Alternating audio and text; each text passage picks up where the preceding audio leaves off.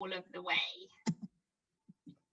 Well, let's give it a try then. So each coloured section of the map has a different rule for how we need to travel across it and plan our route. So pay close attention to make sure we step on exactly the right squares.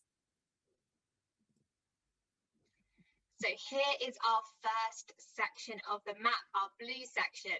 So in this one, we can only step on odd numbered squares, okay?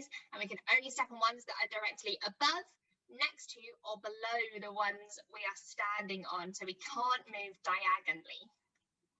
So you have 2 minutes to find the path across this blue section. Okay, so starting on the square that says start, use your worksheet to mark the correct squares, so the odd numbers, as you go.